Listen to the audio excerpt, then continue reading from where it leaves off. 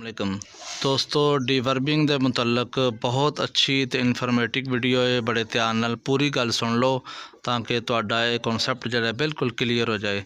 जानवर की डीवर्मिंग कदों करनी चाहिए? अगर ताज़ा सोया जानवर है तो 1.25 महीने तो बाद 40 दिन तो बाद कोशिश करके उसकी डीवर्मिंग करनी चाहिए ताकि जानवर ने जड़ा सारा टाइम अपना गुजारिया है, उन्हें सारा पीरियड जड़ा गुजारिया गब्बन दे विच उहदी डीवर्मिंग नहीं हुई।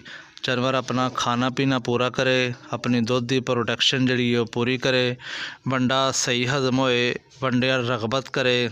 अगर जानवरों की डीवर्मिंग ना हो तो जानवर पेट भर के चारा नहीं खाता, जानवर अपने वंडे नूं पूरा हजम नहीं करता। इस वजह के नाल दुध की प्रोडक्शन घटती है तो जानवर अपना पिंडा भी लिस्सा करना शुरू कर दिंदा है। ऐसे जानवर जिन्हां दी डीवर्मिंग नहीं हुंदी वो जानवर लिस्से होने शुरू हो जाते हैं। उन्हां दी केयर भी की जाए तो बंदा परेशान हुंदा है कि जानवर हड्डियां कड्ढन लग पे ने, जानवर परेशान ने, जानवर जड़ा सुस्त होने लग पैंदा है, थोड़े जे पट्ठे खा के जानवर बह जाता है। इस वजह के नाल डीवर्मिंग जड़ी है कीड़ियां दी दवाई बहुत ज़रूरी है। मौसम के मुताबिक तुहानूं दवाई देनी चाहिए है। मेरे को एक दवाई है जिहदा मैं इस्तेमाल किया है, दवाई बहुत अच्छी है। इनू पंच कहते हैं, सेलमोर कंपनी की है तो 100 ml जी है वड्डे जानवर वास्ते बेहतरीन डोज है। ये तकरीबन 3 सालट ने, सालट बहुत अच्छे ने, रिजल्ट बहुत अच्छा है। तो अगर तुम ये इस्तेमाल करना चाहो तो कर सकते हो। पंच इस्तेमाल करो या थंडर इस्तेमाल करो, वैसे तो बहुत सारिया ने लेकिन इन्हां दा रिजल्ट बड़ा अच्छा है। बहुत ज़्यादा ठंडे मौसम च दवाई नहीं देनी, बहुत ज़्यादा गर्म मौसम च दवाई नहीं देनी। और बहुत सारे सालट ते बड़ियां दवाइयां मौजूद ने।